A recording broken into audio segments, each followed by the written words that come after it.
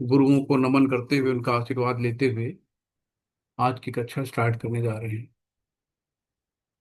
ओम नमो भगवते वासुदेवाय। ओम नमो भगवते वासुदेवाय। ओम नमो भगवते वासुदेवाय। ओम अज्ञानतिमिरान्धस्य ज्ञानाञ्जनशलाकया चक्षुरुन्मीलितं येन तस्मै श्रीगुरुवे नमः। श्रीचैतन्यमनोभीष्टं स्थापितं येन भूतले स्वयं रूपः कदादिमहिमं ददाति स्वपदान्तिकम्। वन्देऽहं श्रीगुरु श्रीयुतकमलं श्रीगुरून् वैष्णवांश्च श्रीरूपं साग्रजातं सहगण रघुनाथान्वितां तं सजीवम् सावधूतं सावधूतं परिजन सहित श्री कृष्ण चैतन्य देवम श्री राधा कृष्ण पादान सहगण ललिता श्री विशाखान्वितांश्च। हे कृष्ण करुणा सिंधु दीनु बंधु जगत्पति गोपेश गोपिका कांत राधा कांत नमस्ते। तप्त कांचन गौरांगी राधे वृंदावनेश्वरी नमस्ते देवी प्रणमामि हरिप्रिये। नमो विष्णुपादाय कृष्णपृष्ठाय भूतले श्रीमते भक्ति वेदांत स्वामिनि इति नामिने। नमस्ते सरस्वती देवी गौरवाणी प्रचारिणी निर्विशेष शून्यवादी पाश्चात्य देश तारिणी। जय श्री कृष्ण चैतन्य प्रभु नित्यानंदा श्री अद्वैत गदाधर श्रीवासादि गौर भक्त वृंदा। हरे कृष्णा कृष्णा कृष्णा हरे हरे हरे राम राम राम हरे हरे। हरे कृष्णा कृष्णा कृष्णा हरे हरे हरे राम राम राम हरे हरे। हरे कृष्णा कृष्णा कृष्णा हरे हरे हरे राम राम राम हरे हरे। हरे कृष्णा। सभी को दंड प्रणाम। हरे कृष्ण। तो आज हम लोग अध्याय 4 ज्ञान योग यानी कि इसको दिव्य ज्ञान भी कहते हैं, तो हम लोग इसको समझते हैं। तो जो भी प्रभुपाद जी ने गीता यथारूप दिया है ना, एज इट इज, उसमें कोई भी अपने शब्दों को तोड़ मरोड़ के नहीं लिखा गया।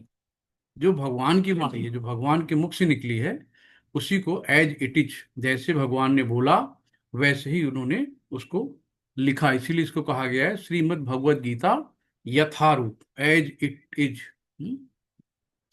अध्याय 4 में सबसे पहले भगवान ही बोलना शुरू करते हैं भगवद गीता का इतिहास। अभी भगवद गीता कहाँ से आई, कितने समय हो गए इसको आए हुए, पृथ्वी में कब आई, कब इसकी जरूरत पड़ी, बीच बीच में कहाँ विलुप्त तो हो गई, फिर से इसको भगवान को लाके लोगों को बताने की, ज्ञान की जरूरत पड़ी, है ना।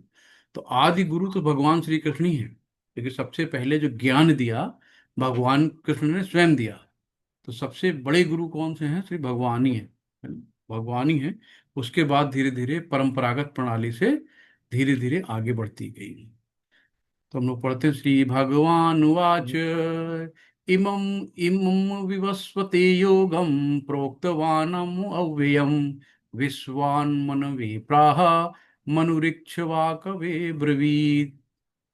शिल प्रपात की जय। भगवान श्री कृष्ण ने कहा कि मैंने इस अमर योग विद्या का उपदेश सूर्यदेव विश्वान को दिया, और विश्वान ने मनुष्यों के पिता मनुष्य को उपदेश दिया, और मनु ने इसका उपदेश इक्ष्वाक को दिया। तो भगवान यहाँ बता रहे हैं कि भाई कौन बताएगा। भगवान आदि पुरुष है, भगवान से पहले कोई नहीं था। तो भगवान के बारे में कौन बताएगा, इसलिए भगवान को स्वयं अपने बारे में बताना पड़ रहा है कि मैंने इस अमर योग विद्या का उपदेश सूर्यदेव विवस्वान को दिया। और जो विवस्वान ने मनुष्यों के पिता, जो हम मनु है ना, मनु हम लोग कहा जाता है कि मनु के वंश, हम लोग मनु के वंशज हैं, तो मनु को दिया। तो इस तरीके से मनु जो है इसका इक्ष्वाक। तो धीरे धीरे आगे परंपरा प्रणाली में ज्ञान बढ़ता चला गया है। और आखिरी में शिल प्रभुपाद जी जो इस्कॉन फाउंडर हैं, उनके जरिए और नीचे गुरु आए और उनके जरिए हम लोगों तक ये ज्ञान आ रहा है। तो इसी को प्रमाणिक गुरु यानी परंपरागत जो प्रणावली से आता है, हमें उन्हीं से ज्ञान लेना चाहिए। ऐसे तो बहुत से गुरु हैं। भगवत गीता का इतिहास इसमें दिया है। एवं परंपरा प्राप्तिम राजर्षि विदु सकाले नेहि महता योगो नष्ट परम तपः। तो इस प्रकार ये परम विज्ञान गुरु परंपरा द्वारा प्राप्त किया गया है ना। गुरु परंपरा यानी कि एक से आगे ट्रांसफर हो गया, एक गुरु ने दूसरे को दिया, फिर वो गुरु बन के दूसरे उसने दिया, फिर वो उसने गुरु बन के तीसरे को दिया। तो इस तरीके से ये परम विज्ञान गुरु परंपरा द्वारा प्राप्त किया गया। और राजर्षियों ने भी इस विधि से इसे समझा। तो जो राजर्षि यानी कि जो पहले राजा होते थे ना, उनके अंदर ऋषियों के गुण होते थे। कितना भी धन धान होता था, सम्राट होते थे बहुत, उनके अच्छी सी बीबी बच्चे दौलत सब, नौकर चाकर, जहां 50 ईयर पहुंचे, 50 साल की उम्र में संन्यास ले लेते थे। जहां लगा 51 52 तो कहें चल वन, वन लग गया ना, एक क्या वन, वान प्रस्थ अवस्था जैसी आती थी, तो एक कमंडल लुटिया लिया, लंगोटी बांधी, खड़ाऊं पहने, सारा राजपाट एक बार में त्याग देते थे। हम लोगों से कोई कहे कि भाई बीवी बच्चे छोड़ दो, घर द्वार छोड़ दो, छोड़ पाएंगे? नहीं छोड़ पाएंगे, है ना। इसीलिए इनको राज ऋषि कहा जाता था। तो इनके अंदर राजाओं के गुण तो थे ही, छत्री थे, लेकिन जरूरत पड़ने पे ये अपने आप को राज ऋषि कह देते थे।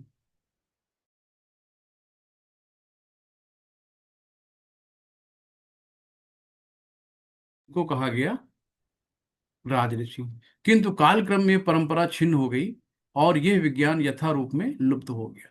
तो धीरे धीरे क्या होता है, कभी कभी धीरे धीरे चीजें, ये विद्याएं लुप्त होती जाती हैं।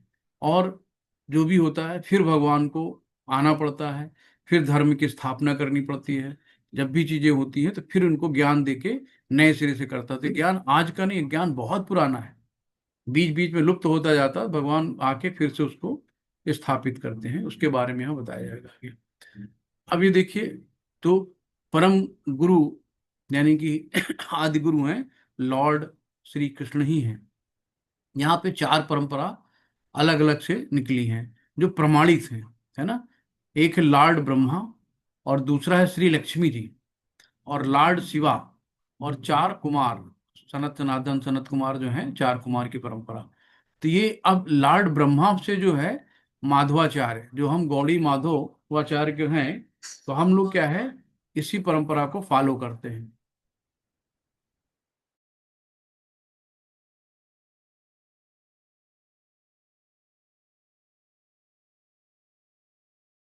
कि लॉर्ड जो ब्रह्मा है, यहाँ से हम लोगों की जो इस्कॉन की है, ये माधवाचार्य गौड़ी जो ये परंपरा प्रणाली में हम लोग यहाँ से आते हैं।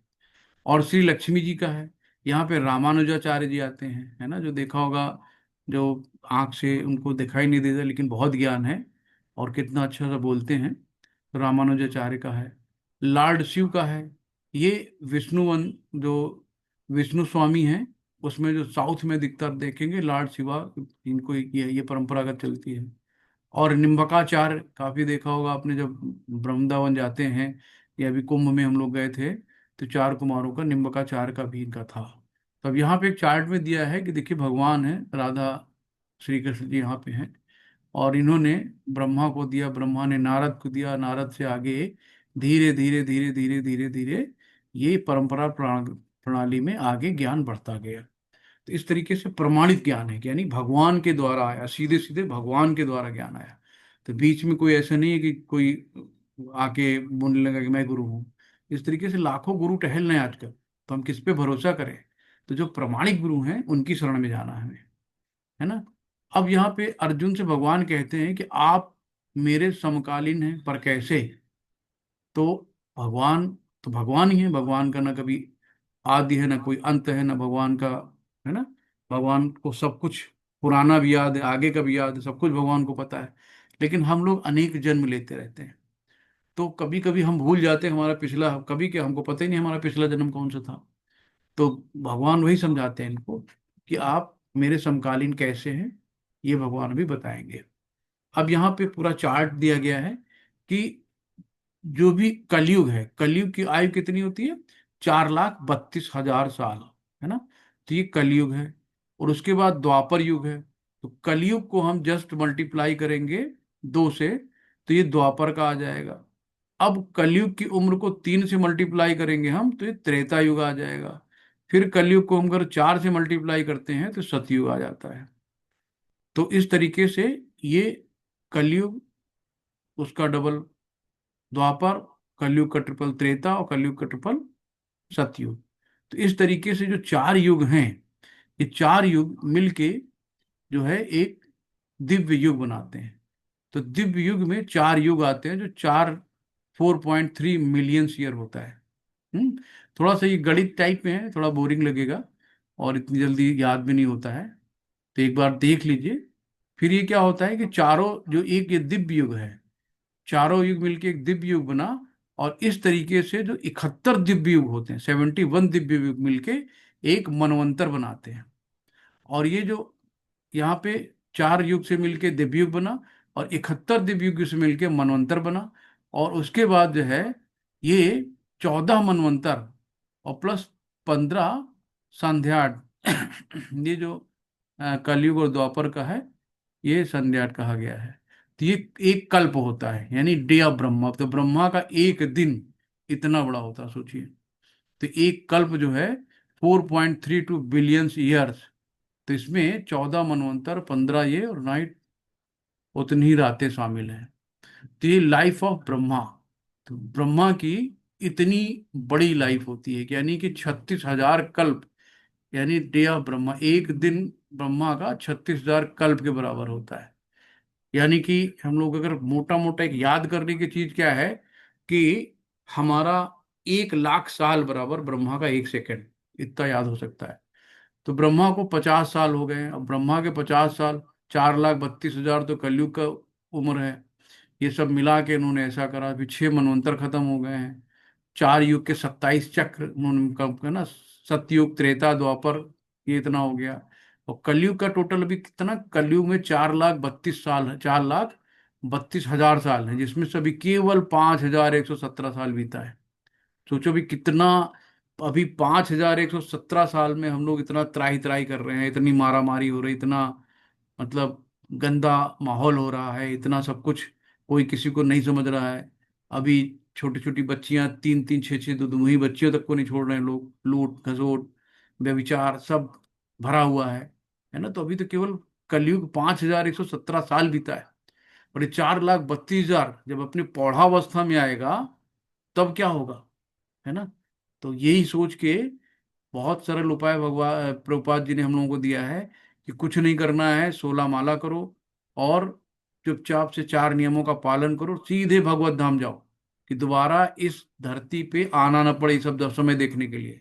क्योंकि हम लोगों की उम्र 60-70 साल, 80 साल, फिर मरेंगे, फिर लौट के ही आएंगे।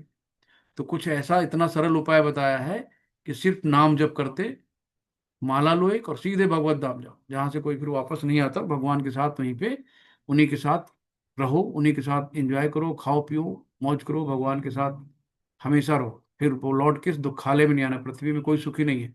धीरू भाई अंबानी, टाटा, बिरला, मोदी, किसी को भी लो, चाहे धनाढ़ हो चाहे गरीब हो, सब दुखी है, कोई सुखी है नहीं। तो ब्रह्मा का जीवन आकलन किया गया है। तो 4 युगों के 27 चक्र है ना। तो ये मनु का जीवन बताया यहाँ पे। सतयुग, त्रेता, द्वापर का ही बताया। फिर कलयुग का समय भी बीत गया, अभी पुरानी वाली पीछे। तो मनु का जीवन बता दिया। तो ये स्वीकार करते हुए मनु के जन्म से पहले गीता का ज्ञान भगवान ने उनके शिष्य सूर्य देवता विश्वान को दिया। तो विश्वान एक राज्य था, उसके राजा थे सूर्य देवता। तो ये क्या हुआ कि सबसे पहले सूर्य भगवान को, सूर्य देवता यानी विश्वान को दिया ज्ञान। अब गीता को 1,200 लाख साल पहले विश्वान को दिया गया था। अब कितने धर्म अनुयायी आते हैं कि मेरा धर्म सबसे पुराना है, मेरा धर्म सबसे पुराना है, मेरे यहाँ सबसे पुराना है, मैं सबसे बड़ा हूँ।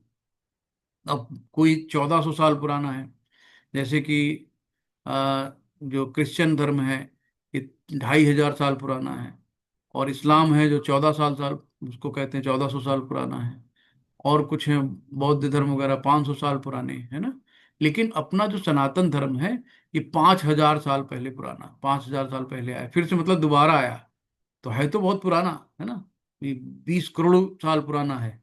यहाँ भी दिखा दो 12 लाख साल पहले भगवान ने ज्ञान दिया था। तो अब ये 20 लाख साल पहले गीता पृथ्वी पे आई। तो ये सब आंकड़ा दिया गया है जो शास्त्रों में लिखा है ना। तो गीता धरती पर कब आई? त्रेता युग की शुरुआत में भगवान ने इस विज्ञान को विश्वान ने मनु तक पहुंचाया। मनु मानव जाति के पिता होने के नाते इसे अपने पुत्र महाराज इक्ष्वाक को दिया, जो इस पृथ्वी ग्रह के राजा थे और रघुवंश के पूर्वज थे, जिसमें भगवान रामचंद्र प्रकट हुए थे।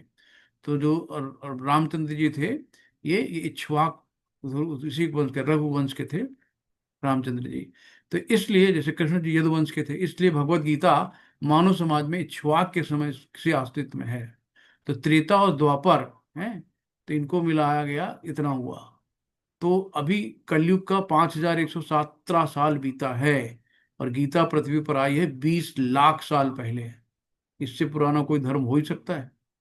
अब यहाँ पे आंकड़ा दिया गया है जिसमें आप एक चीज याद कर सकते हो कि ब्रह्मा का 1 सेकंड बराबर हम लोगों का 1 लाख साल, है ना। तो इतना है, बाकी बहुत गलत याद नहीं हो पाएंगे। तो ब्रह्मा का एक दिन इतना होता है, ब्रह्मा का 1 घंटा इतना होता है, ब्रह्मा का 1 मिनट इतने बराबर होता है, 6 करोड़ बराबर है। और ब्रह्मा का 1 सेकंड बराबर 1 लाख साल बराबर। तो हम लोग अगर मतलब ब्रह्मा के यहाँ पहुंच भी जाएं, मतलब कोई मतलब है? फुस से जैसे चिंगारी नहीं आती, निकल जाती है, वो हाल है। 1 लाख साल बराबर ब्रह्मा का 1 सेकंड। तो ब्रह्मा की भी मृत्यु होती है ना। मतलब इस ब्रह्मांड में जितने भी हैं, ब्रह्मा से लेके जितने भी जीव जंतु, कोई अमर नहीं है, सबकी मृत्यु होती है। वो बात अलग है कि सबका टाइम पीरियड अलग अलग है, कि जैसे हम लोगों का 1 लाख साल बराबर ब्रह्मा का 1 सेकंड होता है। ठीक है। ये देखो पूरा दिया है कि कैसे कैसे ये परंपरागत प्रणाली आई। कृष्ण ने ब्रह्मा को दिया, ब्रह्मा ने नारद को दिया, नारद ने व्यास को दिया, व्यास ने माधवा को दिया। इस तरीके से करते करते करते करते हम लोग नीचे तक चले आए। यहाँ मानवेंद्रपुरी है, फिर यहाँ पे जो है लॉर्ड चैतन्य आए। लॉर्ड चैतन्य भगवान महाप्रभु जो हैं, राधा रानी का वो लेके आए थे, उस चीज को महसूस करने की राधा में इतना प्यार कैसे करती है। तो चैतन्य महाप्रभु भी आए थे, तो उन्होंने कृष्ण का ही रूप थे। फिर इन्होंने आगे जो है धीरे धीरे बढ़ाते गए, रघुनाथ भट्ट, है ना, नरोत्तम दास, इस तरीके से बढ़ते बढ़ते जगन्नाथ दास, भक्ति विनोद ठाकुर और शिरला, इस तरीके से बढ़ते बढ़ते जो है गौर किशोर बाबा हैं। तो इस तरीके से सरस्वती गोस्वामी महाराज जी हैं। और फिर लास्ट में 32 नंबर पे भक्ति वेदांत स्वामी प्रभुपाद, शिला प्रभुपाद। तो ये इस तरीके से आप देख रहे हैं ना कि ये परंपरागत प्रणाली है जो वेल प्रूव्ड है कि भगवान श्री कृष्ण से ही ज्ञान आता चला गया है और यहाँ तक आया है। तो हमें इधर उधर भटकने की जरूरत नहीं है, हमें सिर्फ भक्ति करनी है, भगवान हमें गुरु कहीं न कहीं मिला के पहुंचा देंगे। अब सवाल आता है कि कृष्ण का अवतरण कैसे होता है। हम्म कृष्ण का अवतरण कैसे होता है? अजो अपि सन्निव्यात्मा भूतानामीश्वरो अपि सन् प्रकृति स्वामधिष्ठाय संभावयात्म मायया। चलिए प्रभुपाद की जय। यद्यपि मैं अजन्मा तथा अविनाशी, भगवान कहते हैं मैं यद्यपि मैं अजन्मा और अविनाशी हूँ, और यद्यपि मैं समस्त जीवों का स्वामी हूँ, तो भी प्रत्येक युग में मैं अपने आदि दिव्य रूप में प्रकट होता हूँ। तो भगवान का जो शरीर होता है ना, वो दिव्य होता है, आध्यात्मिक होता है। वो अपने शरीर के किसी भी अंग से कोई भी काम कर सकते हैं। जब देवकी और वसुदेव जी कृष्ण की कंस की जेल में थे, तो भगवान चतुर्भुज विष्णु के रूप में अवतरित हो गए। तो अब देवकी और वसुदेव जी तो भाई अब उनको पुत्र कैसे मान सकती हैं? वो तो तुरंत भगवान के, भाई उनके अंदर पुत्र माता वाला भाव नहीं आएगा। तुरंत भगवान के नतमस्तक हो गए, हाथ जोड़ के उन्होंने कहा कि आप बाल रूप में आइए। तब भगवान बाल रूप में आए। तो भगवान ने जन्म नहीं लिया, किसी कोख से भगवान जन्म नहीं लेते हैं, भगवान अजन्मा है ना। भगवान का अवतार होता है, भगवान अवतरित होते हैं, ना कि जन्म लेते हैं। तात्पर्य शिल प्रपात की जय। भगवान सामान्य जीव की भांति शरीर परिवर्तन नहीं करते, जैसे हम लोग ना पैदा हुए, धीरे धीरे बड़े, फिर और बड़े हुए, पौड़ हुए, फिर वृद्ध हुए, फिर धीरे धीरे शरीर छोड़ के नया शरीर ढूंढा जाके आत्मा दूसरे शरीर में चली गई। तो शरीर भगवान का, शरीर का परिवर्तन नहीं होता। भगवान कभी भी यौन अवस्था से ऊपर जाते ही नहीं है। 16-17 साल के ऊपर भगवान की उम्र जाती नहीं है। इस जन्म में बद्ध जीव का एक प्रकार का शरीर हो सकता है, किंतु अगले जन्म में शरीर रहता है। भौतिक जगत में जीव का कोई स्थायी शरीर नहीं है। तो भौतिक जगत है, आज कुत्ता बने, कल बिल्ली बने, जो भी जिस जैसे जैसे कर्म, जैसे जैसे चेतना, जैसे जैसे हमारे भाव, वैसे वैसे हमारा शरीर बनता है। तो कोई चीज स्थायी नहीं रहती है, अपितु वो एक प्रकार से दूसरे प्रकार में देहांतरण करता रहता है ना। आत्मा अमर है, अमर, अजर, अविनाशी है। आत्मा आध्यात्मिक है, शरीर भौतिक है। आत्मा का कभी नाश नहीं होता है ना। जैसे एनर्जी को ना पैदा किया जा सकता है ना उसका नाश किया जा सकता है, वैसी आत्मा है। आत्मा कभी नष्ट नहीं होती। आत्मा अजर अमर अविनाशी है। आत्मा एक शरीर से दूसरे शरीर में ट्रांसफर होती रहती है। तो आत्मा शरीर बदलती है, आत्मा कभी खत्म नहीं होती। किंतु भगवान ऐसा नहीं करते। जब वे प्रकट होते हैं तो अपनी अंतरंगा शक्ति से वे अपनी उसी आद्य शरीर में प्रकट होते हैं। भगवान की जो अंतरंगा शक्ति है ना, अलादनी शक्ति, जो भगवान को आनंद देने वाली चीजें होती हैं। दूसरे शब्दों में, श्री कृष्ण इस जगत में अपने आदि शाश्वत स्वरूप में दो भुजाओं में बांसुरी धारण किए अवतरित होते हैं। भगवान का जो भक्त जो है हमेशा भगवान को द्विभुज श्याम सुंदर रूप में देखना चाहता है। यही रूप केवल भक्त देख सकता है। बाकी सब भगवान चतुर्भुज रूप सबको दिखाते हैं, देवी देवता जितने भी हैं सब भगवान के चतुर्भुज रूप, विष्णु रूप को ही देखते हैं। और भक्ति केवल भगवान के द्विभुज रूप को देखना चाहता है। तो यहाँ कहा गया है कि भगवान कब अवतरित होते हैं? अपने भक्त के यहाँ, भक्त को खुश करने के लिए, भक्त को आनंद देने के लिए आते हैं ना, भक्तों की रक्षा करने के लिए आते हैं। तो श्री कृष्ण जगत में अपने आदि शाश्वत स्वरूप में दो भुजाओं में बांसुरी धारण करते हुए अवतरित होते हैं। यद्यपि वे अपने उसी दिव्य शरीर में प्रकट होते हैं और ब्रह्मांड के स्वामी होते हैं, तो भी ऐसा लगता है कि वे सामान्य जीव की भांति प्रकट हो रहे हैं, है ना। तो जो आम आदमी की तरह, यार ये तो ग्वाला है, ये छलिया है ना, तो आम आदमी की तरह भगवान अपनी लीलाएं करते हैं, सबके साथ वैसे ही रहते हैं भगवान, है ना। भगवान एक सामंजस्य दिखाते हैं कि हम भी आपकी तरह मनुष्य हैं। भगवान को बीमारी लगती, भगवान भी उसी तरीके से रोते हैं। भगवान को भी यशोदा मैया डंडी लेके दौड़ा लेती हैं। भगवान भी खूब छदरी करते हैं, बदमाशी करते रहते हैं, शरारत करते रहते हैं, है ना। तो सामान्य जीव की भांति प्रकट हो रहे हैं। यद्यपि उनका शरीर भौतिक शरीर की भांति क्षीण नहीं होता है ना। जैसे कि हम लोग धीरे धीरे बूढ़े होते जाते हैं, लेकिन भगवान का शरीर क्षीण नहीं होता है। ये है, तो 4:30 बजे।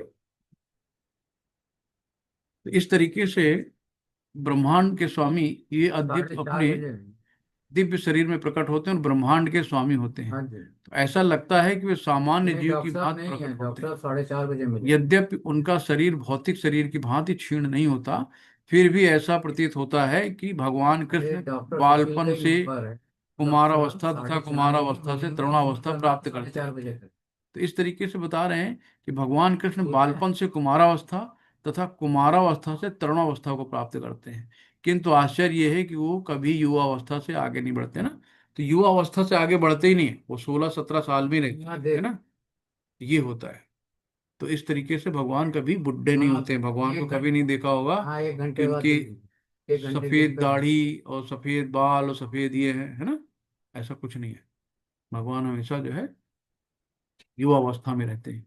अब भगवान कब आते हैं, है ना, भगवान का अवतरण कब होता है? तो कृष्ण का अवतरण कब होता है? यदा यदा ही धर्मस्य ग्लानिर्भवति भारत, अभ्युत्थानम धर्मस्य तदात्मानं सृजाम्यहम्। ये तो श्लोक सबको याद होगा जिन लोगों ने पहले महाभारत की कथा देखी थी टीवी में, है ना। यदा यदा हि धर्मस्य ग्लानिर्भवति भारत, अभ्युत्थानम धर्मस्य तदात्मानं सृजाम्यहम्। हे भरतवंशी, जब भी और जहां भी धर्म का पतन होता है और अधर्म की प्रधानता होने लगती है, तब मैं अवतार लेता हूं। तो वही सवाल का जवाब मिल गया। भगवान कब अवतार लेते हैं, भगवान का अवतरण कब होता है? कि जब धर्म का पतन होता है ना। धर्म, अधर्म की प्रधानता हो जाती है, धर्म खत्म होने लगता है और अधर्म की प्रधानता होने लगती है, तब भगवान अवतार लेते हैं ना। यहाँ दिखाया है कि एक बताओ, स्त्री पे तलवार उठाया, एक को भी सगे भाई ने। तो इससे बड़ा क्या हो सकता है कि एक नारी पे आप अपनी जोर आजमाइश करें, ताकत दिखाएं, तो यह अधर्म है ना, नारी पे अत्याचार करना। फिर क्या हुआ, अब भगवान का अवतरण क्यों होता है? अभी तो हुआ, कब होता है ना, अब हो रहा है क्यों होता है। परित्राणाम साधूनाम विनाशाय च दुष्कृताम धर्म संस्थापनार्थाय संभवानी युगे युगे। तो यहाँ पे भगवान बता रहे हैं कि भगवान क्यों अवतरित होते हैं, भक्तों का उद्धार करने, यानी कि भक्तों पे जो कष्ट होता है उसके कष्ट को दूर करने, भक्तों को खुश करने के लिए आते हैं, भक्तों के साथ खेलने आते हैं, लीलाएं रचाने आते हैं, और दुष्टों का विनाश करने, जो दुष्ट हैं उनका विनाश करने, तथा धर्म की फिर से स्थापना के लिए मैं हर युग में प्रकट होता हूँ। तो इसी तरीके से धीरे धीरे जो धर्म विलुप्त हो जाते हैं, भगवान फिर से आके उनको स्थापित करते हैं। तात्पर्य शिल प्रपात की जय। भगवान के ऐसे अनेक अनुचर हैं जो असुरों का संहार करने में सक्षम हैं। तो भगवान के ऐसे अनेक अनुचर हैं जो असुरों का संहार करने में सक्षम हैं, किंतु भगवान तो अपने उन निष्काम भक्तों को तुष्ट करने के लिए विशेष रूप से अवतार लेते हैं, जो असुरों द्वारा निरंतर तंग किए जाते हैं। असुर भक्त को तंग करता है, भले ही वो उसका सगा संबंधी क्यों ना हो, है ना। जैसे सगे घर में रह रहे थे हिरण्यकश्यप और भक्त प्रहलाद जो थे, तो पिता थे लेकिन कितना प्रताड़ित कर रहे थे। ऐसे विभीषण थे, उनको देखो रावण कितना प्रताड़ित करता था, भले ही घर में रहते थे। तो असुर भक्त को तंग करता है, भले ही उसका सगा संबंधी क्यों ना हो। यद्यपि प्रहलाद महाराज हिरण्यकश्यप के पुत्र थे, किंतु तो भी वो अपने पिता द्वारा उत्पीड़ित थे। इसी प्रकार कृष्ण की माता देवकी यद्यप कंस की बहन थी, किंतु उन्हें तथा उनके पति वासुदेव को इसलिए दंडित किया गया क्योंकि उनसे कृष्ण को जन्म लेना था। अतः भगवान कृष्ण मुख्यतः देवकी के उद्धार करने के लिए प्रकट हुए थे ना। तो देवकी बहुत बड़ी भक्त थी भगवान की, तो ऐसे नहीं भगवान किसी के उसमें आ जाते ना, तो शुद्ध भक्त थी। तो देवकी का उद्धार करने के लिए प्रकट हुए थे, कंस को मारने के लिए नहीं भाई। ममई वांसो जीव लोको जीव भूता सनातना, भगवान जो भी है हर दिल में क्षीरोदक्षाई विष्णु के रूप में विद्यमान है। भगवान जब चाहे तो एक छट से हार्ट अटैक दे, आदमी खत्म, चाहे वो कंस हो चाहे रावण हो, कुछ भी कितना बड़ा हो, उनको अवतार लेने की क्या जरूरत है। सटाक से एक हार्ट अटैक दिया, टें टें फिस, तो उसके लिए उनको आने की क्या जरूरत है भाई, वहीं से सेकंडों में सब खत्म, पूरी दुनिया खत्म कर सकते हैं एक बार। लेकिन क्या होता है, भक्तों को आनंद देने के लिए, है ना, भक्तों को प्रेम पूर्वक, और उनका भक्तों का भगवान बहुत आदर करते हैं, भक्तों को खुश करते हैं, भक्तों के साथ लीलाएं करते हैं, खेलते हैं। तो ये है भक्तों का और दुष्टों का संहार करने के लिए। तो किंतु ये दोनों कार्य एक साथ संपन्न हो गए, तो देवकी का उद्धार कर दिया और जो है कंस को मार दिया, दोनों काम एक साथ हो गया। अतः ये कहा जाता है कि भगवान भक्त का उद्धार और दुष्टों असुरों का संहार करने के लिए विभिन्न अवतार लेते हैं। तो अब ये भी क्वेश्चन आ गया कि कृष्ण का अवतरण क्यों होता है। हम्म अब कृष्ण को जानने का लाभ क्या है, हम कृष्ण को क्यों जाने। हम्म ये भी भाई, हम क्यों जाने भाई कृष्ण को। ये देखो यशोदा मैया ने ओखली में बांध दिया, तो ये माँ है, कुछ भी कर सकती है, और भगवान अपने भक्तों के प्रेम के वशीभूत होते हैं। कोई भगवान को नहीं बांध सकता, लेकिन प्रेम से भगवान को कोई भी बांध लेता है ना। तो माँ यशोदा बहुत बड़ी भक्त थी कृष्ण की, तो इसीलिए भगवान बंध जाते हैं अपनी स्वेच्छा से। जन्म कर्म च मे दिव्यम एव यो वेत्ति तत्वतः त्यक्ता देहम पुनर्जन्म नैति मामेति सो अर्जुन। हे अर्जुन, जो मेरे आविर्भाव तथा कर्मों की दिव्य प्रकृति को जानता है, वो इस शरीर को छोड़ने पर इस भौतिक संसार में पुनः जन्म नहीं लेता, अपितु मेरे सनातन धाम को प्राप्त होता है। हरि बोल। तो भगवान ने स्वयं कहा है कि कृष्ण को जानने का क्या लाभ है, कि जो मेरे आविर्भाव तथा कर्मों की दिव्य प्रकृति को जानता, भगवान को जो जानता है, भगवान को कैसे जानेंगे हम लोग, है ना, भगवान की भक्ति करके, भगवान की प्रेममयी सेवा करके। तो जो भगवान को जानता है वो इस शरीर को छोड़ने पर इस भौतिक संसार में जन्म नहीं लेता, फिर उसका जन्म दोबारा यहाँ नहीं होगा, है ना। फिर क्या होगा, अपितु मेरे सनातन धाम को प्राप्त होगा। तो भगवान स्वयं यहाँ पे गारंटी दे रहे हैं है ना, कि एक बार आ जा मुझे बच्चे, सर्वधर्म परित्याजम माम एकम शरणम व्रजम अहम त्वाम सर्व पाप्यभ्यो मोक्षसि मामी मा शुचु। भगवान स्वयं कहते हैं सर्वधर्म परित्याजम, सब कुछ छोड़ो और मेरी शरण में आ जाओ, मैं तुम्हारा उद्धार करूंगा, तुम्हें सारे पापों से मुक्त कर दूंगा। अनंत जन्मों के पाप हैं, है ना, कोई यही नहीं किसी जन्म के पाप हो, अनंत जन्मों के पाप हैं। अब प्रेमानंद महाराज जी को सभी लोग सुनते होंगे, देखिए कितने बड़े संत हैं, लेकिन उनको भी परेशानियां हैं ना शरीर में, दोनों किडनी है, डायलिसिस चल रही है। तो जरूरी नहीं कि उनको इस जन्म के हो, पता नहीं किस जन्म का कौन सा प्रारब्ध हो, तो अपने उन प्रारब्ध को आदमी छोड़ नहीं सकता, है ना, उनका आपको कर्मों का फल भोगना ही पड़ेगा, कुछ भी हो जाए।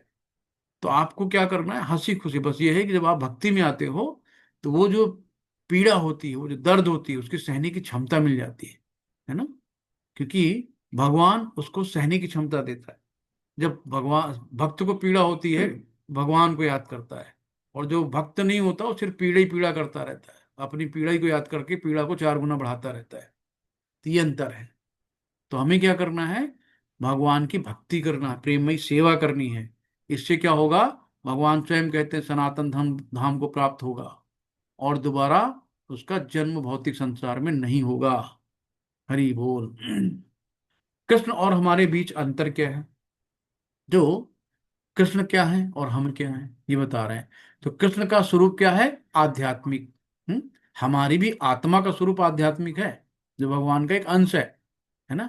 और हमारा स्वरूप क्या है, अस्थाई, आज है कल पता नहीं, कोई रोड एक्सीडेंट में चला गया, आज हम आपसे बात कर रहे हैं, पता नहीं कल है कि नहीं है, एक क्षण का भरोसा नहीं क्या हो सकता है। तो ये अंतर है, भगवान का स्वरूप होता है आध्यात्मिक। भगवान अपने किसी भी, ओम पूर्णमदः पूर्णमिदं पूर्णात् पूर्णमुच्यते पूर्णस्य पूर्णमादाय पूर्णमेवावशिष्यते। भगवान पूर्ण है ना, वो अपने किसी भी अंग से, अपने आंख से खा सकते हैं, अपने हाथ से चल सकते हैं, अपने पैर से कुछ भी कर सकते हैं, मतलब किसी भी अंग से कुछ भी कर सकते हैं, क्योंकि उनका पूर्ण है, हम लोग अपूर्ण है ना। तो सब चीजें भगवान की आध्यात्मिक हैं, हमारी क्या है, भौतिक हैं, अस्थाई हैं, आज हैं कल नहीं रहेंगी। दूसरा क्या है, हम माया द्वारा नियंत्रित होते हैं, है ना। माया कौन, 3 गुण, 3 गुण जो है सतोगुण तमोगुणी और रजोगुणी, तो हम तीनों गुणों से नियंत्रित होते हैं। आज पैसा आ गया, आज अहम आ गया, तुरंत रहे हमसे बड़ा कौन है यार, हमसे बड़ा नामी गामी कौन है ना। बहुत ज्यादा खाना देखा, लालची हो गए, खा पी के सो गए, तमोगुणी में आ गए। थोड़ा सा ज्ञान हो गया, सतोगुण में बन गए, अरे हमें बहुत ज्ञान आता है। तो हम लोग क्या है कि इन गुणों माया के द्वारा नियंत्रित में रहते हैं, हर बंधन में बनते, चाहे सतो हो चाहे तमो हो चाहे रजो हो, हम लोग बंधन में बंधते हैं। क्यों, क्योंकि सकाम कर्म करते हैं, अपने लिए करते हैं, है ना। जो भी है भगवान को कहते हैं तेरा तुझको अर्पण क्या लागे मेरा, लेकिन अर्पण कुछ नहीं करते, सब रखे रहते हैं चिपका के अपने ही पास, बस गा दिया 2 मिनट आरती में। तो हमें क्या करना, जो भी काम करना है भगवान के लिए करना, भगवान की तुष्टि के लिए करना, भगवान को खुश करने के लिए करना है। तो हम माया द्वारा नियंत्रित होते हैं, और कृष्ण माया के नियंत्रक हैं। भगवान की दासी है माया, है ना। हम लक्ष्मी को पूजते हैं, और लक्ष्मी भगवान के चरण दबाती हैं, ठीक है ना।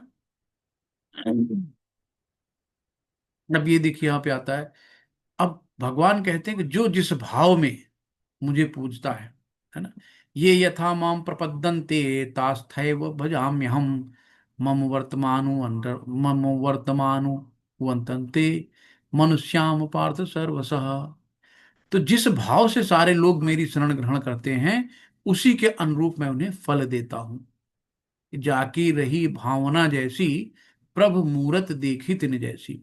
तो हे पार्थ, पार्थ कौन, अर्जुन, हे पार्थ, प्रत्येक व्यक्ति सभी प्रकार से मेरे पथ का अनुगमन करता है। तो भगवान जब आते हैं धरती पे, तो भगवान लीलाएं भी करते हैं, भगवान अच्छे अच्छे काम भी करते हैं, क्योंकि भगवान अगर ऐसा करेंगे तो लोग भी उनका अनुसरण करेंगे, अनुगमन करेंगे। तात्पर्य शिला प्रभुपाद की जय। कोई एक भक्त कृष्ण को परम स्वामी के रूप में चाह सकता है ना, दूसरा भक्त सखा रूप में, तीसरा भक्त पुत्र रूप में, चौथा अपने प्रेमी के रूप में। कृष्ण सभी भक्तों को समान रूप से उनके प्रेम की प्रगाढ़ता के अनुसार फल देते हैं ना। आप देखो यशोदा मैया है, उनके अंदर वात्सल्य प्रेम था, है ना, अपने, है ना, लड्डू गोपाल बोलो ना, मेरे लाला हैं, मेरे अल्लाह है, कन्हैया है, लल्ला हैं। तो कोई भगवान को अपने पुत्र के रूप में प्रेम प्रेम करता है, भगवान उनको उसी रूप में मिलते हैं, पुत्र के रूप में मिलते हैं। कोई यार सखा के रूप में मिलते हैं, और भाई कृष्ण क्या हाल है, क्या हो रहा है, तो भैया सखा के रूप में गहरी दोस्ती होगी भगवान से, सखा यार हो गए, है ना। तो इस तरीके से कोई अपना प्रेमी के रूप में हो गए, जो गोपियां थी, है ना, भगवान के बहुत प्रेम करती थी, भगवान भी उनसे बहुत प्रेम करते थे। तो अलग अलग रूप में, आप चाहे पुत्र रूप में हो, सखा रूप में हो, प्रेमी रूप में हो, है ना, तो जैसे भी, जिस रूप से भगवान को आप भजते हो, भगवान उसी रूप में आपको दर्शन देते हैं, भगवान उसी रूप में आपसे मिलते हैं, और उसी रूप से आपकी श्रद्धा डेवलप करते हैं। नेक्स्ट है, इस संसार में मनुष्य सकाम कर्मों में सिद्धि चाहते हैं, है ना, सकाम कर्म। एक होता है ना अपने लिए जो काम करते हैं, भगवान मुझे गाड़ी दिला दो, भगवान मुझे अच्छी बीवी दिला दो, भगवान मुझे अच्छा घर दिला दो, अच्छी नौकरी दे दो। इस संसार में मनुष्य सकाम कर्मों में सिद्धि चाहते हैं। फल स्वरूप ये देवताओं की पूजा करते हैं ना, कोई जाएगा शिव जी से पूजा करेगा, 16 सावन व्रत रखेगा, अच्छा वर मिले, अच्छा पत्नी मिले। कोई जाएगा लक्ष्मी जी की पूजा, वैभव लक्ष्मी की पूजा करेगा, धन मिले हमको बहुत ज्यादा, धनाढ्य हो जाए। तो इस तरीके से देवी देवताओं की पूजा करते हैं। तो फल स्वरूप ये देवताओं की पूजा करते हैं। निसंदेह इस संसार में मनुष्यों को सकाम कर्म का फल शीघ्र प्राप्त होता है। तो भगवान भी देखो, जो भी देवता लोग हैं क्या हैं, शुद्ध भक्त है भगवान के, शुद्ध वैष्णव है ना, निरंतर भगवान का नाम का जाप करते रहते हैं। आप सोचो को आप बिजी हो, आपका बच्चा है, पापा पापा मैं ये ले लूं, तो आपको जाओ जाओ यार, जाओ जाओ जाओ जाओ, जो करना करो, जो हमको डिस्टर्ब नहीं करो। ऐसे देवी देवता लोग होते हैं। वो नहीं चाहते कि तुम मेरी खोपड़ी पे आकर तांडव करो यार, तुम्हें जो चाहिए जाओ ले लो जाके, हमें छोड़ो, हमें भगवान की भक्ति करने दो। इसलिए देवता लोग तुरंत का तुरंत फल दे देते हैं, है ना। तो ये कहा गया, तात्पर्य इसलिए प्रपात कीजिए, इस जगत के देवताओं के विषय में भ्रांत धारणा, इस जगत में भ्रांत धारणा है कि विद्वता का दंभ करने वाले अल्पज्ञ मनुष्य इन देवताओं को परमेश्वर के विभिन्न रूप में मान बैठते हैं। वस्तुतः ये देवता ईश्वर के विभिन्न रूप में नहीं होते, किंतु वे ईश्वर के विभिन्न अंश होते हैं। ईश्वर तो एक है किंतु अंश अनेक हैं, है ना। तो ईश्वर तो एक ही है, लेकिन उसके विस्तार होते हैं, उनके अंश होते हैं। तो ईश्वर एक है, ईश्वर परम कृष्ण, ईश्वर परम कृष्ण ही है और कोई नहीं है। ये है। तो इस तरीके से यहाँ पे ईश्वरम परम कृष्ण सच्चिदानंद, तो अनादिनाद गोविंद, तो भगवान एक ही है, श्री कृष्ण है। अब यहाँ पे चातुर्वर्ण, ये जो आप अलग अलग धर्म बनाए गए हैं ना, इनमें गुण कर्म के विभाग से नहीं कि कोई जाति के हिसाब से बांटा गया है। तो कहा गया चातुर्वर्ण मया सृष्टम गुण कर्म विभाग सह तस्य कर्तारिमपि माम विद्य कर्ताम अव्ययम। तो प्रकृति के तीनों गुण हैं और उससे संबंध कर्म के अनुसार मेरे द्वारा मानव समाज के 4 विभाग रचे गए हैं। यद्यपि मैं इस व्यवस्था का सृष्टा हूँ, भगवान कहते हैं, यद्यपि मैं इसका सृष्टा हूँ चारों विभागों का, किंतु ये जान लो कि मैं इसमें भी अव्यय अकर्ता हूँ। मतलब भगवान इसमें लिप्त नहीं रहते हैं। तो 4 वर्ण कौन से हैं? ब्राह्मण, क्षत्रिय, वैश्य और शूद्र। तो ब्राह्मण जन्म से जो है ब्राह्मण नहीं कि पता लो ब्राह्मण के घर में पैदा हो गया तो ब्राह्मण हो गया, है ना। अभी 18वें अध्याय में हम लोग देखेंगे 42वां श्लोक, तो उसमें ब्राह्मण के 9 गुण बनाए गए। तो ब्राह्मण को कर्तव्य परायण होना चाहिए, ज्ञान होना चाहिए, विद्या होनी चाहिए, है ना, सहनशीलता होनी चाहिए, सहिष्णु होना चाहिए। तो जिसके अंदर ये गुण होते हैं वो ब्राह्मण होता है। क्षत्रिय का काम है रक्षा करना। छत्री, जैसे आप इस समय बॉर्डर पे जितने भी हैं, वो चाहे किसी भी जात के हो, हिंदू मुस्लिम यादव, है ना, बनिया छत्री ठाकुर पंडित कोई भी हो, लेकिन जो बॉर्डर पे है वो क्षत्रिय है। क्यों? क्योंकि देश की सेवा में लगा है, देश की रक्षा में लगा है। तो उसके कर्म क्या है? छत्री वाले हैं, तो उसको हम छत्री मानेंगे। और जो यहाँ पे गोरक्षा, कृषि उत्पाद, व्यापार, ये सब वैश्य में आते हैं। बाकी जो इन तीनों की सेवा करते हैं वो शूद्र में आते हैं। तो इस तरीके से 4 वर्ण करे गए हैं, ना कि पंडित घर में पैदा हो गए तो पंडित हो गए। नहीं, कर्म कैसे हैं आपके, कर्म के हिसाब से सब वर्ण आश्रम बांटे गए हैं। नमा कर्माणि लिम्पन्ति नामे कर्म फले स्पृहा इति मायोभिजा अभिजानाति कर्मभिर्न सबध्यते। मुझ पर किसी कर्म का प्रभाव नहीं पड़ता, ना ही मैं कर्म फल की कामना करता हूं। जो मेरे इस संबंध में इस सत्य को जानता है, वो कभी भी कर्मों के पास में नहीं बनता। तो इस तरीके से ये गिन लीजिए तो हम चलेगा। गिन लीजिए तो। तो नहीं बनता। तो क्या हुआ कि यहाँ पर मुझ पर किसी भी कर्म का प्रभाव नहीं पड़ता, ना ही मैं कर्म फल की कामना करता हूँ। जो मेरे इस सत्य को जानता है, वो कभी भी कर्मों के पाप में नहीं बनता। तो क्या है कि जब हम सब कुछ भगवान के लिए समर्पित कर देंगे, तो हम कर्म फलों के बंधनों से बंधेंगे नहीं, है ना। और हमें कोई भी कर्म का प्रभाव नहीं पड़ेगा। जो भी कामना है ना, कल हमने बताया था कामना, हम लोग कामनाएं करते हैं, जो काम ना आए। ऐसी कामनाओं से क्या मतलब है, क्षणिक चीजों को हम लोग मांगते हैं। अरे भगवान की भक्ति मांगो, भगवान का प्रेम मांगो। भगवान आपने हमें भक्ति दो, अपनी सेवा दो, जो परमानेंट है। तो जब हायर टेस्ट लग जाता है, तो छोटे छोटे टेस्ट अपने आप खत्म हो जाते हैं। कितना भी धन दौलत गाड़ी बंगला सोना चांदी इकट्ठा कर लो, सब यहीं छूट जाती है, कुछ भी नहीं रहता। सब एक दिन छोड़ के जाते हैं। हर आदमी कहता है मैं अपने बच्चों के लिए सेविंग कर रहा हूँ, अपने बच्चों के लिए घर बना रहा हूँ, अपने बच्चों के लिए, मतलब बच्चे ही नहीं घर पे रहते। बच्चे कहीं विदेश चले गए, कहीं बेंगलोर चले गए, कहीं बाहर चले गए। जहाँ पढ़ाई किया वहीं नौकरी लग गई, वहीं उन्होंने फ्लैट ले लिया, कहीं मम्मी पापा यहीं आ जाओ। और मम्मी पापा ने तो कौड़ी कौड़ी जोड़ के बनाई थी बच्चों के लिए, बच्चे नहीं रह रहे, खंडहर पड़ा है, कोई देखने वाला नहीं है। बाद में भी तकलीफ देता है, ना इधर में ना उधर में, घर छोड़ के कैसे जाए। इसलिए आज में जो जितनी जरूरत है उतनी करो, जितनी आवश्यकता है उतना संचय करो, बहुत ज्यादा संचय करने की जरूरत नहीं है। अच्छे से बच्चों को संस्कार दो, बच्चों को भक्ति भाव दो, जिससे उनका अगला जीवन सफल हो। पैसे कौड़ी से अगला जीवन सफल नहीं होगा। अच्छे से बहुत पढ़ा दिया, अमेरिका चले गए, पता लगा माँ बाप यहाँ खत्म भी हो गए, बच्चे के पास टाइम नहीं कि अंतिम संस्कार में भी आ जाए। वहीं से ऑनलाइन पेमेंट कर दिया, पड़ोसी को बता दिया कहीं ठीक कर देना, फोटो भी दिखा देना वीडियो कॉलिंग पे। तो इससे इससे क्या मतलब है। प्राचीन काल में समस्त मुक्त आत्माओं ने मेरी दिव्य प्रकृति को जान करके ही कर्म किया। अतः तुम्हें चाहिए कि उनके पद चिन्हों का अनुसरण करते हुए अपने कर्तव्य का पालन करो। शिल प्रपात की जय। मनुष्यों की दो श्रेणियां हैं। कौन कौन सी दो श्रेणियां हैं। कुछ के मनों में दूषित विचार भरे होते हैं ना, मन में बहुत गंदगी भरी होती है, मन में राम बगल में छुरी, और मिल जाए राम तो कस के टूरी। ऊपर से तो बड़ी शुद्ध दिखेंगे आपको, और अंदर उतने कटु होंगे। और कुछ भौतिक दृष्टि से स्वतंत्र होते हैं। कृष्ण भावनामृत इन दोनों श्रेणियों के व्यक्तियों के लिए समान रूप से लाभप्रद है। जिनके मनों में दूषित विचार भरे हैं, उन्हें चाहिए कि भक्ति के अनुष्ठानों का पालन करते हुए क्रमिक शुद्धिकरण के लिए कृष्ण भावनामृत को ग्रहण करें।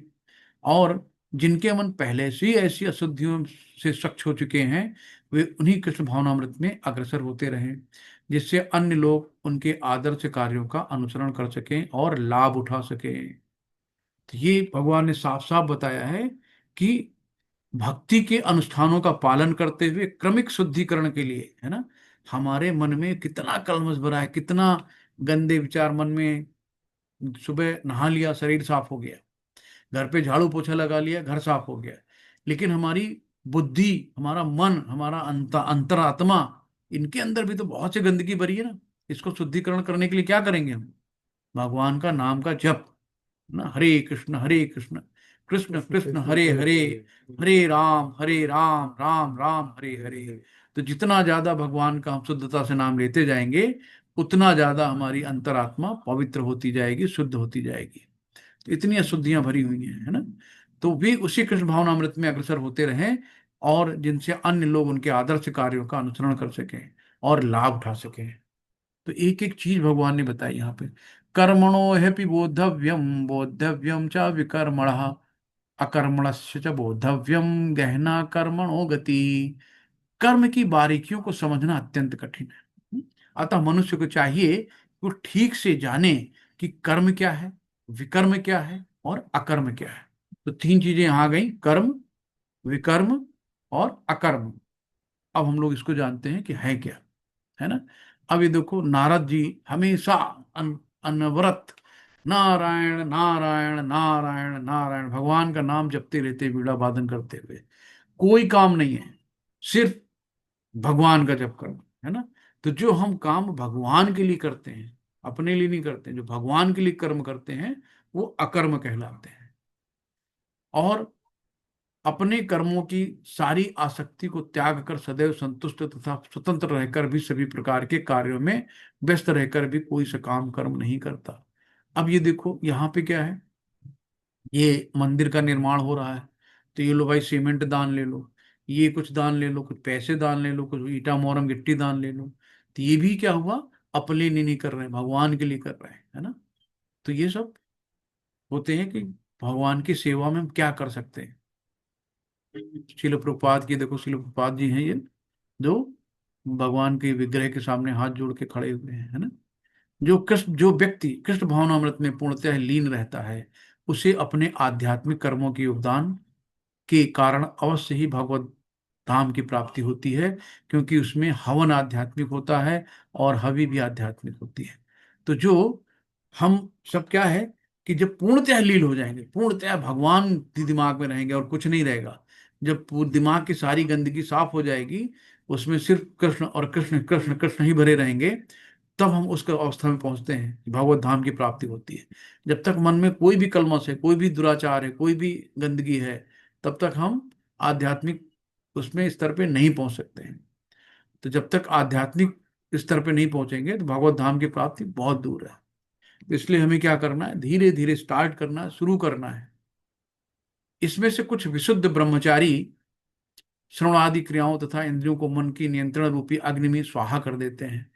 तो दूसरे लोग नियमित गृहस्थ इंद्रिय विषयों को इंद्रियों की अग्नि में स्वाहा कर देते हैं ना। तो अब कुछ ब्रह्मचारी हैं भाई, इनकी भी इंद्रियां हैं, इनको भी इंद्रियों सुख चाहिए, लेकिन क्या करते हैं, संकीर्तन यज्ञ, 4-5 लोग बैठ गए, 10 लोग बैठ गए, हरे कृष्णा कृष्णा कृष्णा हरे हरे, हरे राम राम राम हरे हरे। तो निरंतर जो जाप चलता है ना, तो यहाँ पे दिमाग में खुरापात आती नहीं है। तो इंद्रियों को मन के नियंत्रण रूपी अग्नि में स्वाहा कर देते हैं।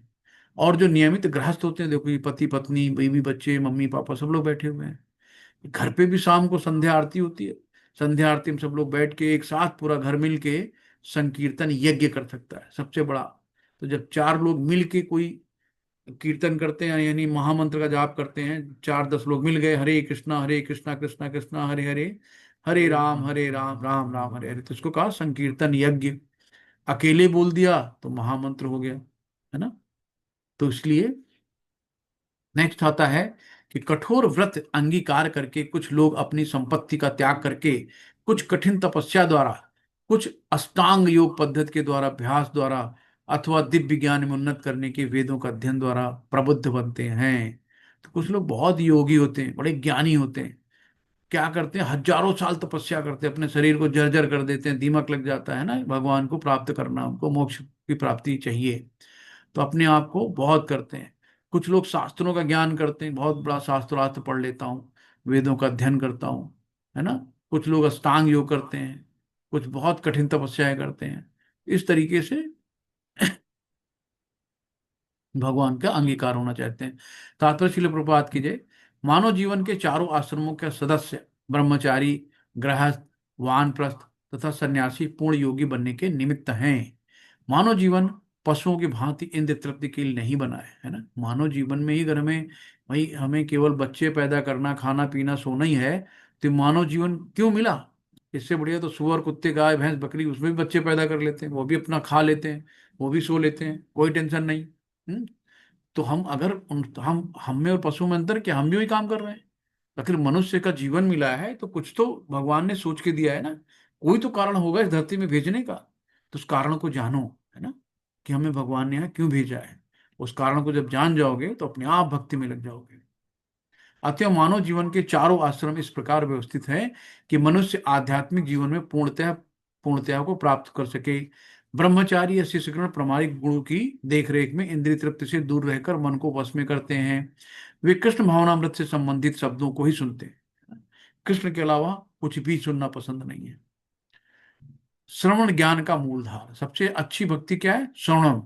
जैसे आप लोग बैठ के सुन रहे हैं ना, राजा परीक्षित थे, जब उनको एक ब्राह्मण बच्चे ने श्राप दिया कि जाओ 1 हफ्ते बाद यही तक्षकनाग तुम्हें डसेगा, इसी से तुम्हारी मृत्यु होगी।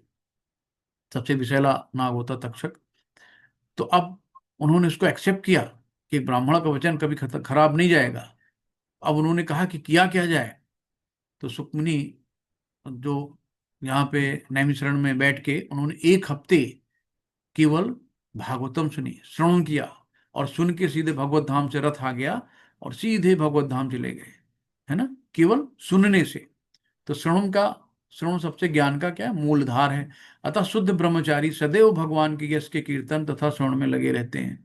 तो जो भी होते हैं ना, भगवान का यश गुण लीला इनका करना और सुनना, इसी में वो हमेशा लगे रहते हैं। तो हे कुरुश्रेष्ठ, जब यज्ञ के बिना मनुष्य इस लोक में या इस जीवन में सुखपूर्वक नहीं रह सकता, तो अगले जीवन में कैसे रहेगा। तो यहाँ पे कुरुश्रेष्ठ भगवान बता रहे हैं अर्जुन को कि जब यज्ञ के बिना मनुष्य इस जीवन में या इस जीवन में ही सुखपूर्वक नहीं रह सकता, तो फिर अगले जीवन में कैसे रहेगा।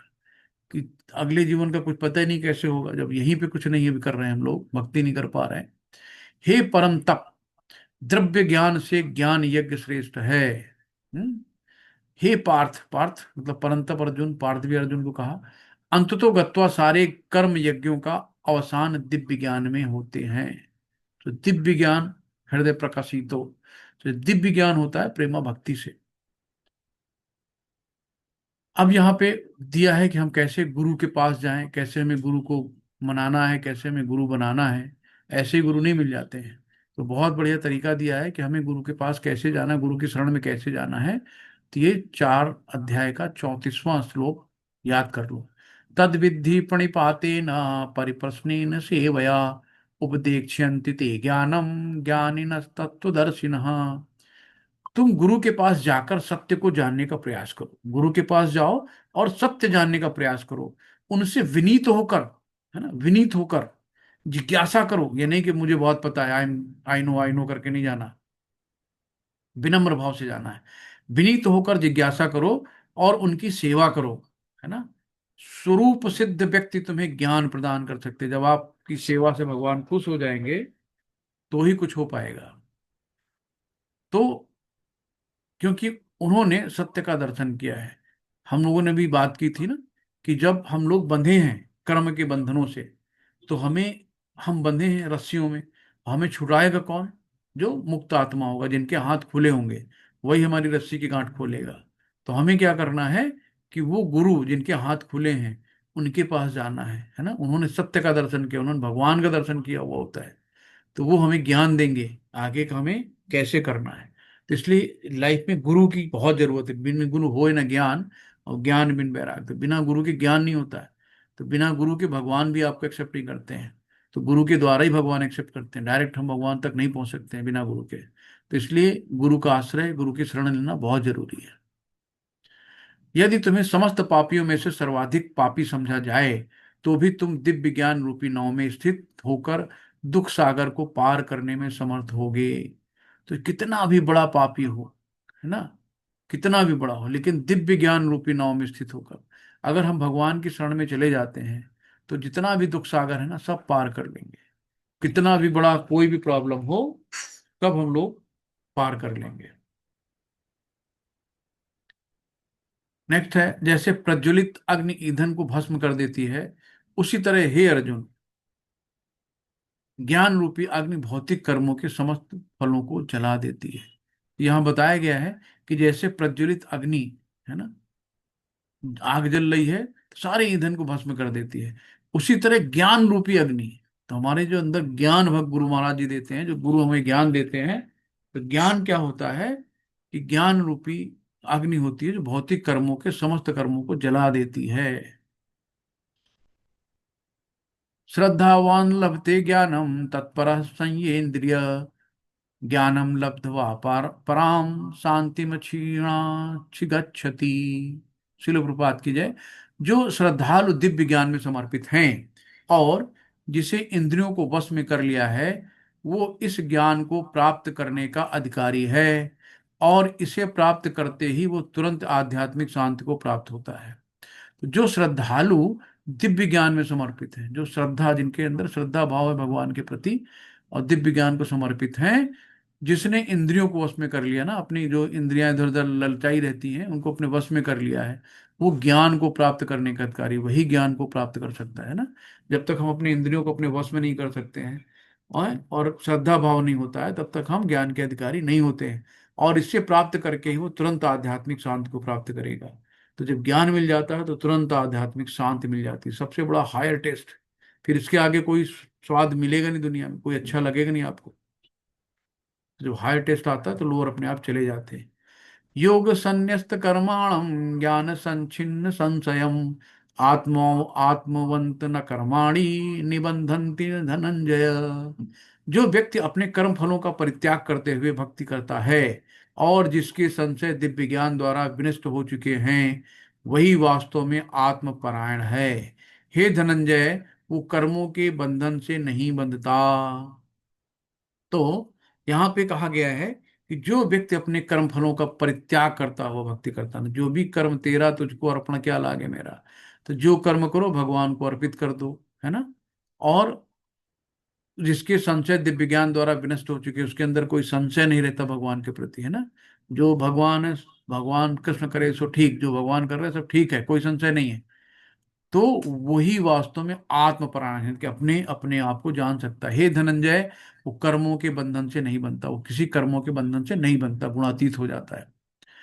तात्पर्य श्री प्रपात की जय। जो मनुष्य भगवत गीता की शिक्षा का उसी रूप में पालन करता है जिस रूप में भगवान श्री कृष्ण ने दी है, यथा रूप, है ना, एज इट इज, वो दिव्य ज्ञान की कृपा से समस्त संशयों से मुक्त हो जाता है।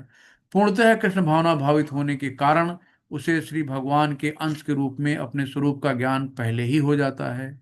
अतएव निसंदेह वो कर्म बंधन से मुक्त हो जाता है। अतएव तुम्हारे हृदय में अज्ञान के कारण जो संशय उठे हैं, उन्हें ज्ञान रूपी शस्त्र से काट डालो। हे भरत, हे भारत, तुम योग से समन्वित होकर उठ खड़े हो और युद्ध करो। तो भगवान अर्जुन से कह रहे हैं कि तुम्हारे हृदय के अंदर अज्ञान के कारण, है ना, जो अज्ञानता है उसी कारण बहुत संशय उठते हैं। जब ज्ञान होता है तो सारे संशय खत्म हो जाते हैं। अज्ञान के कारण जो संशय उठे हैं, उन्हें ज्ञान रूपी शस्त्र से काट डालो। भगवान उनको गुरु की तरह मार्गदर्शन कर रहे हैं, ज्ञान दे रहे हैं। तो ये है, हे भारत, तुम योग से समन्वित होकर खड़े हो और युद्ध करो। शिल प्रपात की जय। यहाँ पे कुछ अंश हैं स्वामी प्रपात के कुछ शब्द। इस अध्याय में जिस योग पद्धति का उपदेश हुआ है वो सनातन योग कहलाता है ना। इस योग में दो तरह के यज्ञ कर्म किए जाते हैं। एक तो द्रव्य का यज्ञ है, द्रव्य मतलब धन, और दूसरा आत्मज्ञान यज्ञ जो विशुद्ध आध्यात्मिक कर्म होता है। यदि आत्म साक्षात्कार के लिए द्रव्य यज्ञ नहीं किया जाता तो ऐसा यज्ञ भौतिक बन जाता है। किंतु जब कोई आध्यात्मिक उद्देश्य या भौतिक से ऐसा यज्ञ करता है तो पूर्ण यज्ञ कहलाता है। यदि कोई आध्यात्मिक उद्देश्य या भक्ति से ऐसा यज्ञ करता है तो पूर्ण यज्ञ होता है। आध्यात्मिक क्रियाएं भी दो प्रकार की होती हैं। आत्मबोध या अपने स्वरूप को समझना। आत्मबोध यानी हु एम आई, अपने आप को जानो कि हम कौन है, हम शरीर नहीं, हम आत्मा है। श्री भगवान विषयक सत्य हैं। जो भगवत गीता के मार्ग का पालन करता है, ज्ञान की इन दोनों श्रेणियों को समझ सकता है। उसके लिए भगवान के अंश स्वरूप आत्मज्ञान को प्राप्त करने की कोई कठिनाई नहीं होती। ऐसा ज्ञान लाभप्रद है क्योंकि ऐसा व्यक्ति भगवान के दिव्य कार्यकलापों को समझ सकता है। इस अध्याय में प्रारंभ में स्वयं भगवान ने अपने दिव्य कार्यकलापों का वर्णन किया है। जो व्यक्ति गीता के उपदेशों को नहीं समझता वो श्रद्धा विहीन है। जब श्रद्धा ही नहीं होगी तो समझ में कहाँ से आएगा। और जो भगवान द्वारा उपदेश देने पर भी भगवान के सच्चिदानंद स्वरूप को नहीं समझता तो ये समझना चाहिए को निपट मूर्ख है। भगवान के द्वारा जो उपदेश दिया गया है वो भी नहीं समझ रहा तो फिर मूर्ख ही है वह। तो कृष्ण भावनामृत के सिद्धांतों को स्वीकार करके अज्ञान को क्रमशः दूर किया जा सकता है। तो हमारा जो अज्ञान रूपी अंधकार है उसे ज्ञान रूपी प्रकाश से हम लोग रिपल कर सकते हैं। शील प्रभुपाद की जय, गुरु महाराज जी की जय। तो ये आज का चौथा अध्याय रहा। इसमें कोई भी हमसे त्रुटियां हो तो उसको आप सुधार सकते हैं, और कुछ ऐड करना चाहते हैं ऐड कर सकते हैं। किसी का कोई क्वेश्चन है तो आपका स्वागत है। हरे कृष्णा, सभी को दंड प्रणाम। हरे कृष्णा। हरे कृष्णा प्रभु जी, दंडवत प्रणाम। हाँ, हरे हरे कृष्ण। कृष्णा प्रभु जी, दंडवत प्रणाम। हरे कृष्णा सभी दंड प्रणाम, हरे कृष्णा। हरे कृष्णा प्रभु जी। हरे कृष्णा माता जी, दंड प्रणाम, हरे कृष्णा। किसी को कुछ कहना है?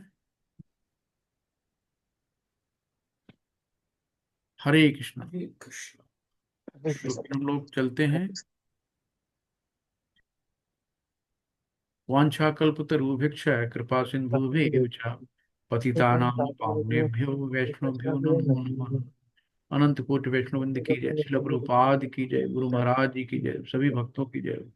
हरे हरे कृष्णा, हरे कृष्णा, कृष्णा कृष्णा, हरे हरे, हरे हरे, हरे हरे राम, राम, राम राम, राम हरे राम, हरे। हरे हरे। हरे कृष्णा, हरे कृष्णा, हरे हरे कृष्णा, कृष्णा, कृष्णा कृष्णा, कृष्णा हरे कृष्णा, हरे, हरे हरे। हरे हरे राम, राम, हरे राम, राम राम राम, हरे राम, हरे। हरे हरे। हरे कृष्णा, हरे हरे हरे कृष्णा, कृष्णा, कृष्णा कृष्णा, कृष्णा हरे कृष्णा, हरे, हरे हरे। हरे हरे राम, राम, हरे राम राम, राम राम, हरे राम, हरे। हरे। हरे कृष्णा सभी हरे को कृष्णा, प्रणाम। हरे कृष्णा, कृष्णा कृष्णा कृष्णा चलिए कृष्णा, कृष्णा तो हरे कल हरे हरे। मिलते हैं हरे। 5वें हरे अध्याय के राम, लिए। हरे हरे राम, कृष्णा राम प्रभु राम, जी, हरे दंडवत प्रणाम। हरे कृष्णा दंड हरे प्रणाम। हरे कृष्णा कृष्णा। प्रभु हरे जी, धन्यवाद कृष्णा, प्रणाम सभी को। हरे हरे कृष्ण। हरे कृष्णा, कृष्ण, हरे हरे कृष्णा, कृष्ण, सभी कृष्ण भक्तों को कृष्ण, प्रणाम। हरे हरे हरे, राम कृष्ण। हरे राम राम, कल हरे कृष्णा, हरे। मिलते हैं। हरे हरे कृष्णा, कृष्ण, हरे कृष्णा कृष्ण, कृष्णा, कृष्ण हरे कृष्ण, हरे, हरे सब लोग हरे, माला हरे शुरू राम राम, करिए, हरे एक एक राम, माला राम कम से राम कम हरे। जाप करते रहिए। हरे कृष्णा, हरे कृष्णा।